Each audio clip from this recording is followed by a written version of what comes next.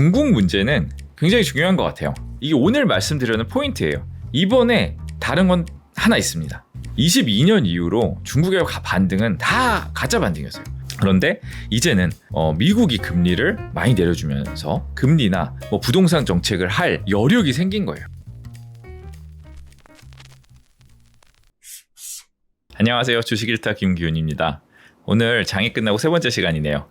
드디어 우리나라 시장이 의미 있게 여러 가지 섹터가 크게 반등했습니다. 기분이 좀 좋은 날인 것 같아요. 그리고 이게 첫 번째, 두 번째 시간에 말씀드렸던 부분이 두 개 다 나왔어요.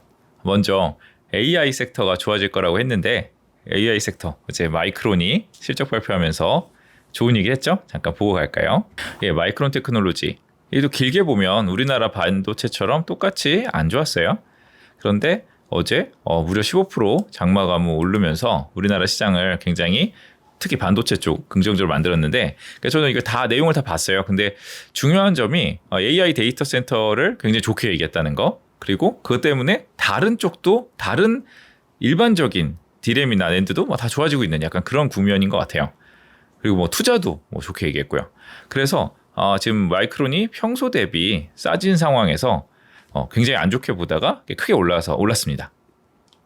그래서 저희가 AI sek터 말씀드릴 때 첫 번째 이틀 전 영상에서 AI 섹터 무너졌다, 하도 무너졌다는 사람이 많고요. 마이크 모건스탠리 갑자기 나타나서 겨울 온다고 그래가지고 이거 아니다, AI가 왜 무너지냐, 지금 전 세계 AI 투자가 얼마나 물려 있고 블랙엘 나오면 하려고 지금 난리인데 그 무슨 소리냐 이렇게 얘기를 했는데 마이크론이 다행히 똑같이 얘기했네요. 그리고 일단 두 가지 포인트 있으니까 하나 더 보고 가겠습니다. 중국을 두 번째 날은 중국을 말씀드렸어요. 항생지수 세계에서 제일 안 좋은 지수 중에 하나죠. 5년 10년 봐도 무한히 내려오고 있습니다. 2018년부터 내려오고 있는 안 좋은 지수인데 사실 21년까지는 크게 문제가 없었죠. 이 이후가 현격하게 달라진 거예요. 미국은 22년에 조정을 받았지만 23년부터 24년까지 크게 좋았는데 우리나라도 어느 정도 회복했는데 중국 굉장히 안 좋았었죠. 그래서 중국을 아무도 안 본다, 약간 이렇게 갔습니다. 그런데 최근에 급반등이 나왔어요. 그래서 이거에 대해서 다뤄드렸는데 어제 오후에 그래도 음봉 나오면서 좀 안 좋아졌다가 오늘 그걸 넘어서면서 강력하게 반등했습니다. 그 이유가 무엇인지 그리고 어떻게 볼 수 있을까 생각해 보겠습니다. 중국 문제는 굉장히 중요한 것 같아요. 왜냐, 중국을 되게 여러 번 속았어요. 중국을 여러 번 속은 거에 대해서 먼저 말씀을 드리면, 중국이 그렇게 오랫동안 하락하는 와중에 한 번도 반등이 없었을까요? 그렇지 않았겠죠. 계속해서 이런저런 반등이 있었습니다. 월봉으로 보시면 이럴 때 이런 반등이 작아 보이지만 이게 지수가 몇십 %가 올라가요. 왜냐면 이 레벨이 엄청 크잖아요. 이 하단이랑 상단을 보시면 이 지수의 위아래가 꽤 크기 때문에 이 레벨도 이 큰 지수가, 이 중국 홍콩 합치면 시총이 꽤 클 거잖아요. 이 큰 지수가 이렇게 올라가는 게 시장에 영향을 많이 줬는데 여러 번 이런 일이 있었습니다. 이 하락하는 와중에 의미 있게 시세로 살아난 적도 있었고요. 아니면 중간중간에 그냥 이렇게 가짜 반등 같이 나왔다가 다시 빠지고 한 적이 여러 번 있었습니다. 그래서 중국 반등은 보는 게 아니다, 약간 이런 생각을 하게 되었는데요. 그런데 이번에 이게 오늘 말씀드리는 포인트예요. 이번에 다른 건 하나 있습니다. 22년 이후로 중국의 반등은 다 가짜 반등이었어요. 경기 부양이 나오는데 한 번 나오고 끝나요. 그리고 생각보다 중국의 심각한 상황에 비해서 너무 작아요. 충분한 부양이 왜 안 나오냐, 이거에 대해서 계속해서 시장에서 의문이 제기됩니다. 이 정도로 안 된다, 더 해라. 근데 더 안 해요. 왜 그랬을까? 제가 추정하는 부분은 뭐냐면, 진짜 중요한 게 22년부터 그랬는데 미국이 금리를 빠른 속도로 빅스텝 하면서 올리면서 중국이 강한 부양이 나오지 않았어요. 미국이 금리를 빠르게 올리면서 미국 금리가 중국 금리보다 높아졌어요. 옛날에는 그냥 상식적으로 그냥 이머징 마켓의 금리가 높다고 생각했어요. 미국의 금리가 더 낮다고 생각했어요. 보통 선율도 미국이 더 낮고, 여기 선율도 높고 금리도 높고, 그리고 여기에 투자할 유인이 가려면 당연히 이머징 마켓 금리가 미국보다 높아야 여기다 투자를 할 거 아니에요. 아니, 미국이 안전한데 미국의 금리 똑같으면 미국에 투자하죠. 그래서 이게 당연히 이런 논리였는데 22년 정도부터 미국이 강한 인플레를 겪으면서 미국이 급격하게 금리를 올리고 이모지 마크 올린 데도 있고 안 올린 못 올린 데도 있겠지만 이게 역전돼 버린 거예요. 그 상황에서 우리나라 경제가 안 좋다고 금리를 확 내려버린다? 이게 안 내리고 있는데 가능하지 않죠. 쉽지 않죠. 조금만 내릴 수 있어도 이게 추세적으로 할 수가 없는 거예요. 그러니까 정책 여력, 정책을 하냐 안 하냐 중요하지만 정책을 할 여력이 있냐 이거 중요해요. 뭐 재정의 여력이 있냐, 뭐 이런 금리 내릴 그런 상황적인 여력이 있냐, 이 나라가 견딜 수 있냐 이런 가지가 필요한 건데 이게 없으면 사람들이 나 세게 뭐 할 거야 해도 안 믿는 거예요. 안 되니까. 그런데 이제는 미국이 금리를 많이 내려주면서 그리고 사실 그러니까 50bp 한 번 내렸지만 앞으로 많이 내릴 거라고 하면서 중국이 금리를 뭐 지준율이나 금리나 뭐 부동산 정책을 할 여력이 생긴 거예요. 미국이 가만히 내려주니까 나도 내릴 수 있으니까. 이게 저는 포인트라고 생각합니다. 그래서 믿을 수 있다고 봐요. 이번에는 얼마나 이런 거는 사실 아직은 모르죠. 너무 초입이잖아요. 이제 뭐 미국 중국 정부가 막 돌아서서 이거 하겠다 시작한 지가 벌써 며칠밖에 안 됐어요. 그 전에 보통 시장 정말 똑똑합니다. 보통 미리 올라요. 그러니까 미리 오른 거 항생지수 미리 오른 거 며칠, 그 다음에 실제로 나오고 며칠. 근데 항생지수 언제 올리기 시작했냐? 미국이 금리 내리면서 올리기 시작했어요. 어떤 사람들은 그 예측을 한 거예요. 그러니까 제 옆에 있는 직원도 그런 얘기를 했어요. 우리가 예전부터 그런 얘기를 하지 않았냐. 미국이 금리를 내리면 중국이 부양을 할 여력이 생기기 때문에 투자를 해야 된다. 그래서 미국 금리 내린 다음부터 중국에 대해 갑자기 긍정적으로 보더라고요. 근데 중국을 아주 몇 년 동안 안 좋게 보던 사람들 중에 그런 의견을 제시하는 분들이 생기고 있어요. 그래서 항생지수 반등을 시작했고 거기다 중국이 지준율이나 딱 내려주니까 더 반등을 했고 오늘 정치국 회의를 해버리니까 정치국 회의란 게 뭔가 부양하려고 할 거잖아요. 그러니까 원래 뭐 4월 말, 7월 말, 10월 말, 4월 말, 7월 말, 10월 말 이런 식으로 이렇게 날짜가 있어가지고 뭐 그때 하지 갑자기 이렇게 긴급하게 안 하거든요. 이거 뭔가 이제 중국도 심각성을 예상하고 강하게 하려고 한다. 약간 이런 생각이 들겠죠. 그래서 정치국 회의 한다고 하니까 더 오른 거예요. 뭔가 부양을 해주겠다. 부양해주면 뭘까요? 지금 현안이 일단 부동산 문제 해결해야 되겠죠. 소비 너무 안 좋잖아요. 소비 해결해야 되겠죠. 뭐 총체적 경기가 안 좋으니까 경기 전체를 부양하고 유동성을 부양하고 있을 거고 또 증시 자체가 중국도 뭐 증시가 떨어지는 게 좋을까요? 증시가 올라야 좋죠. 여러 가지고 증시가 올라야 자금 조달이 되고 경제가 돌아가는 것도 있고 뭐 많은 중국 사람들의 무슨 자산 가치 부의 문제도 있고 부동산도 안 좋아 주식도 안 좋아. 그러면 이 부의 효과가 완전 안 좋잖아요. 근데 중국 경제가 좋지 않은 건 저도 잘 알고 다 압니다. 근데 이런 유동성이 공급될 때 이런 빠져있는 지수가 크게 오를 수 있고 경기가 일시적으로 반등할 기대를 가질 수 있다. 이런 부분을 보고 있어요. 그럼 이게 어떻게 적용이 되고 우리가 어떻게 대응할 수 있는 방안이 있을까? 이게 제일 중요하겠죠. 먼저 생각해보면 맨 처음에 짚어드렸던 AI랑 반도체 이거 보시죠. AI랑 반도체 얘기할 때 제가 오라클이 이렇게 엄청나게 갑자기 주문을 하고 지금 뭐 엔비디아에서도 TSMC에서도 지금 블랙을 나오면 난리라고 얘기를 하고 있는데 우리가 왜 자꾸 혼자 먼저 AI 반도체 수요가 없다고 하냐. 이건 안 된다. 이건 말이 안 된다. 이거를 첫 번째 시간에 말씀드렸죠. 그래서 AI 반도체가 반등했어요. 엔비디아 벌써 많이 반등했어요. 그리고 그걸 알 수 있는 데이터 센터 투자와 직결된 버티브 같은 액침 냉각 회사들 엄청 올랐죠. 그리고 전력 수요가 늘어났는데 전력 수요 회사들 많이 늘었어요. AI 반도체는 좋게 되고 있어요. 그런데 국내 반도체 안 되는 이유 또 하나 더 중요한 거 저도 아직 그때 첫날 얘기 드릴 때는 레거시 반도체 우려하긴 해야 된다. 이걸 말씀드렸어요. 근데 레거시 반도체 안 좋아요. 하지만 방금 중국 경기 부양 얘기를 드렸잖아요. 중국이 경기 부양하면 레거시까지도 지금은 아니지만 앞으로가 좋아지는 거 아니야 이런 생각할 수 있어요. 중국 좋아지면 소비가 좋아지고 투자가 좋아지면 거기에 반도체가 들어가거든요. 근데 뭐 DDR4는 중국이 가져가고 있으니까 막 좀 문제가 있겠지만 뭐 그것만 쓰나요? DDR5 써야 되잖아요. 우리나라는 최신 반도체를 중국도 써야 되거든요. 지금 중국 향이 아무래도 중국 경제가 안 좋으면 덜 할 거고 중국 경제가 좋아지면 더 좋아지겠죠. 이렇게 보면은 이건 삼성전자까지도 약간 반등 기대가 나오겠네. 이런 생각이 들겠죠.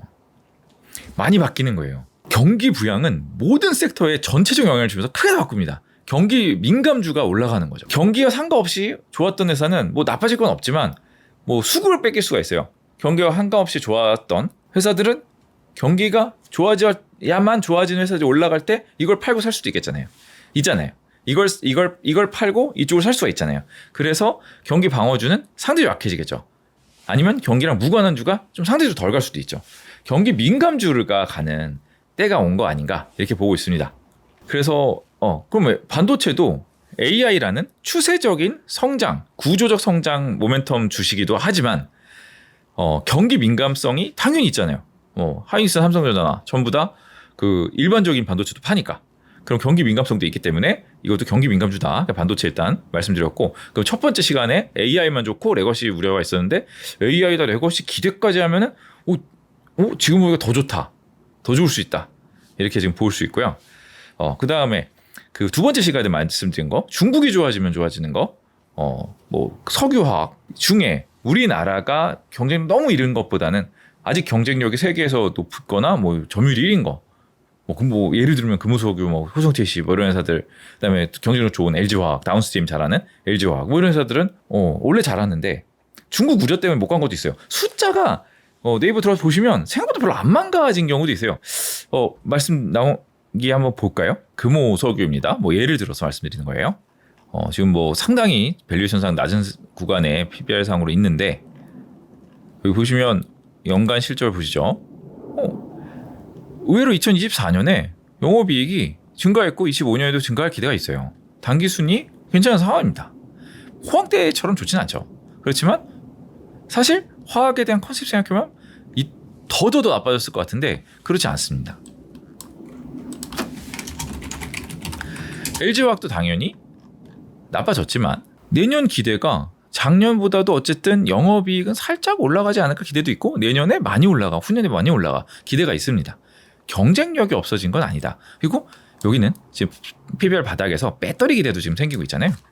비슷한 사례로 효성TNC 한번 더 보시면 밸류에이션 상황은 다 비슷하고 효성TNC는 또 마찬가지로 작년 대비로 이익이 증익했고 내년에도 증익하고 후년에도 증익할 거로 기대가 되고 있어요. 일부 중국 관련주들은 경쟁력을 갖고 있는 거죠. 그리고 중국의 소비재를 먼저 말씀을 많이들 하시더라고요. 그러니까 중국이 좋아지는 소비재. 왜냐면 이 화학 시클리컬 이런 건 너무 옛날 거라 사람들이 안 보는 것 같아요. 근데 그것도 봐야 되는데 소비재도 한번 생각해 보면 뭐 소비재도 같이 좋아집니다. 네, 중국 소비재는 근데 중국에서 경쟁력 있냐 중요해요. 시클리컬은 이런 거죠. 예를 들어 석유가 올라요.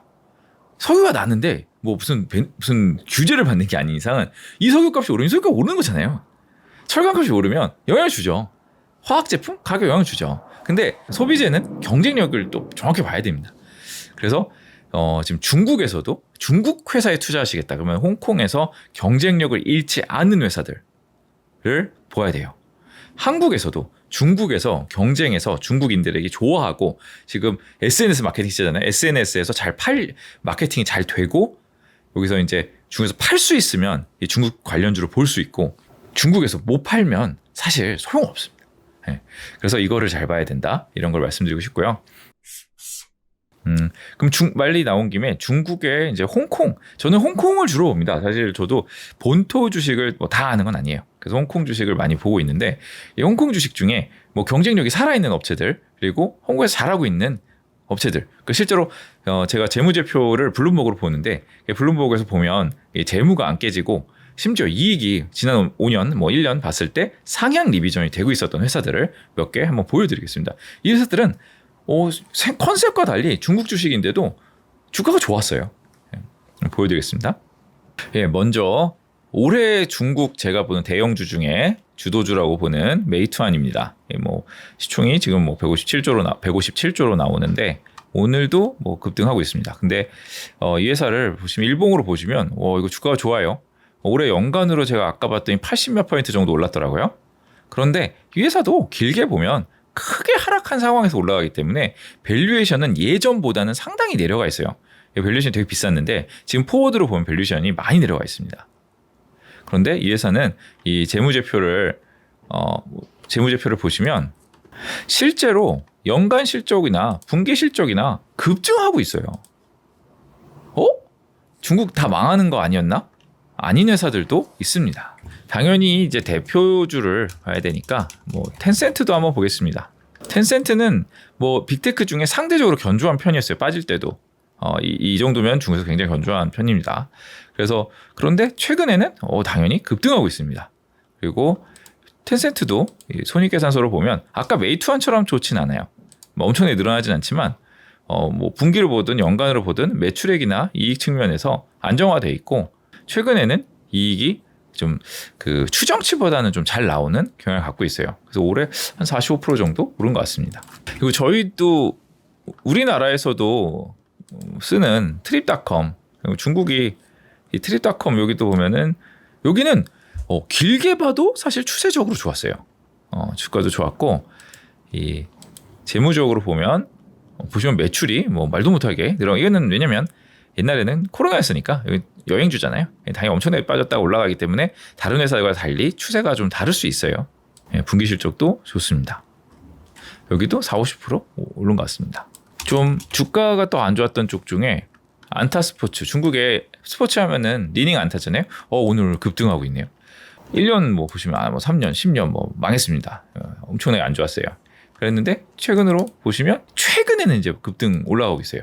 이제야 약간 플랫폼들은 숫자가 좀 더 괜찮았고 플랫폼들이 좀 더 자금 수급이나 또 좋았고 이제 대형주 그리고 약간 플랫폼화 오프라인에서 온라인으로 가는 그림이 있었기 때문에 플랫폼들이 좀 더 나았고 이제 소비재들은 진짜 정말 나빴어요. 근데 숫자는 또 그렇지 않습니다. 리닝은 숫자가 좀 더 안 좋았는데 안타는 숫자가 뭐 연간으로 그렇고 뭐 분기로도 괜찮습니다. 그럼 이런 경우는 어차피 안 좋아진 데서 숫자가 망가진 건 숫자가 또 좋아져야 되잖아요. 시간이 걸리는데 숫자가 원래 좋았다? 주가만 안 좋았다? 그러면은 좀 빨리 반응할 수 있겠죠. 이거는 뭐 어마어마하게 오르고 있네요. 한 번 망가졌어요. 이때는 뭐 식당은 코로나 이후로 이게 좀 규제를 오래 했잖아요. 중국이 좀 안 좋았고 실적이 좀 약해요. 근데 올해 블룸버그를 보면 올해 내년 해가지고는 이제 기대가 괜찮습니다. 그리고 그만큼 약했던 만큼 심각하게 많이 빠졌어요. 이런 데서 좀 올라가고 있다. 이런 부분이 기대할 수 있고요. 이티라고 우리나라에도 있죠. 예, 징동 주식도 아시죠? 징동도 오늘 10% 오르고 있네요. 이것도 장기간 크게 하락하였고요. 상장한 지가 길지 않아요, 좀. 예. 근데 이 회사도 재물을 쭉 보시죠. 그러니까 이 과거 재물을 보여드리는 게 이게 워낙 뭐 불신이 심하니까 지금 미래에 좋아진다를 믿기 어려우니까 과거에도 그래서 잘했나부터 보고 물론 여기 지금 네이버로 보여드리지만 제가 뭐 블룸버그로 보면은 숫자가 24년, 5년, 6년 추정치 다 있습니다. 근데 그 추정치는 많이 올라가고 있어요. 근데 일단 과거 실적부터 보여드리겠습니다. 과거 실적이 어쨌든 올라가고 있고요. 분기 실적도 지금 보시면 예, 이익상으로 뭐 탄탄한 상황입니다. 그런데 주가가 많이 빠졌다가 올라가고 있어요. 그리고 JD가 사실 뭐 알리바바보다 좀 잘하기도 했어요. 그럼 이제 중국 주식의 뭐 끝판왕 우리가 제일 유명한 알리바바를 봐야 되겠죠. 예, 9988 알리바바 보시면 오늘도 또 8% 오르고 있네요. 근데 보시면 최근에는 옛날부터 보면 그 알리바바가 바로 홍콩 주식, 중국 주식이 망할 때 약간 상징적인 의미가 있었던 것 같아요. 공동부윤이 그리고 뭐 무슨 플랫폼 규제 무슨 기업들을 규제할 것 막 이렇게 해가지고 진짜 많이 떨어졌어요. 그리고 뭐 일어서지를 못했습니다. 여기 보시면 뭐 보여드리는 뭐 메이투안 텐센트가 좀 올라올 때도 이 알리바바는 못 올라왔어요. 여기 보시면 정말 얼마 전까지도 못 올라왔어요. 근데 최근에 뭐 이게 약간 이게 대형주입니다. 그래도 뭐 300조가 넘는데 우리나라에서 보면 엄청 대형주죠. 근데 이게 급등을 하고 있어요. 이 정도 속도로 급등한 적이 거의 없죠, 당연히. 예. 그래서 이 알리바바가 지금 뭔가 시사한 점이 있는 것 같습니다. 뭐 BYD 정도만 보겠습니다. 예, BYD 짜잔 올랐습니다. 막 뭐 2, 4, 6 이렇게 올라갑니다. 숫자가 올해는 또 엄청 올라갔고 내년도 엄청 올라갑니다. 예, 뭐 분기 실적도 뭐 분기별로도 막 이렇게 좀 이렇게 보면은 YY로 보면은 상당히 올라갑니다. 그래서 영업이익도 연간 실적 영업이익 한번 볼까요? 연간 실적 영업이익도 뭐 엄청난 속도로 올라갑니다. 근데 이 정도로 올라가야 중국에서는 이 제자리로 주가를 유지할 수가 있었던 거죠. 그러니까 뭐 디레이팅이 어마어마하게 된 거예요. 그러니까 PER이 이게 저희가 보면 뭐 메이투안도 엄청 높았고요. 뭐 BYD도 PER이 뭐 엄청나게 높았어요. 근데 무지무지하게 디레이팅 된 거예요. 그러니까 이게 이런 중국에서 이익이 늘어난 회사들은 주가가 제자리에 있으면서 밸류에이션이 엄청나게 떨어진 거고요. 그러니까 이익이 별로 못 느는 회사들은 주가가 박살이 나면서 밸류에이션이 떨어진 거죠. 그리고 뭐 주가가 크게 오른 회사도 일부 있어요. 뭐 찾아보면 뭐 있습니다. 뭐 그런데 보통 그 별로 안 보는 회사들, 옛날 뭐 오히려 구산업들 이런 데들이 약간 국영기업들 이런 데들이 안전하다 그래서 많이 올라가는 회사들이 좀 오히려 있고요. 그 약간 외국인들이 많이 하던 그 플랫폼이나 뭐 소비재나 전기차나 뭐 이런 쪽들은 뭐 그 이익이 올라간 거 대비로는 다 엄청나게 박살이 나 있는 상황입니다. 그리고 최근 1개월 동안은 반대로 사실 조심할 뿐 있어요. 최근 1개월 동안은 엄청나게 오르긴 했어요. 그 대형주들의 상승폭 대비는 엄청나게 오르기는 했습니다. 예, 이게 이쪽에 할 얘기가 너무 많아서 일단 장이 끝나고 시간에는 한 이 정도로만 오늘은 말씀드리고 예, 여기까지 말씀드리려고 합니다. 그리고 오늘도 좀 질문을 좀 드리려고 해요. 예, 질문을 드리면 이 중국이 믿을 수 없었잖아요. 그래서 없었는데 그러니까 이번에는 되게 무서운 말이죠. 뭐 this time is different라고 이러다가 망한다 그런 말이 많이 있는데 어떻게 생각하시는지 궁금해요. 뭐 본토는 잘 모르겠고요. 홍콩 시장 위주로 이런 숫자가 그래도 좋았던 회사들을 사야 된다. 아니면 역시 중국 뭐 부양 성공하겠냐.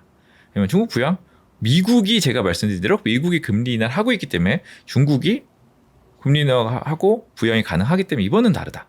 뭐 이런 의견도 있을 수 있고요. 시장에 제일 좋은 의견은 어떤 화학 애널리스트 분이 하신 말인데 우리나라 화학회사는 인도 주식이라는 거예요. 이제 인도에 많이 그러니까 수출을 하자. 인도가 수요가 들어가니까 중국이 수요가 그렇게 들어간 건 아니잖아요. 인도가 수요가 들어가니까 인도 주식이 됐는데 인도주의 밸류를 못 받고 있었다는 거예요. 그랬는데 중국 때문에 그랬겠죠. 중국이 이 때문에 디레이팅이 끝나면 뭐 어려울 수 있다. 그러면서 미중이 금리 인하를 같이 하는 사이클이다. 이거예요. 그것도 강하게. 미국은 인플레가 꺾여서 좋지만 심지어 좋은데 해요. 좋은데. 얘네처럼 망해서 하는 게 아니에요. 좋은데 금리 인하래. 중국은 나쁜데 안 좋았는데 미국이 이제 금리 인하 해주니까 살릴 기회가 생긴 거예요. 중국이 살려. 그 미중이 살려. 야 이거 자주 있나? 뭐 이런 얘기도 하시더라고요. 제 의견도 약간 그렇습니다. 그래서 경기 민감주로 세게 봐야 된다. 가 제 생각이에요. 근데 이거에 대해서 어떻게 생각하시는가? 여기 대해서 질문 드리고 싶습니다. 구독, 좋아요 부탁드리고 오늘 여기까지 마치겠습니다. 감사합니다.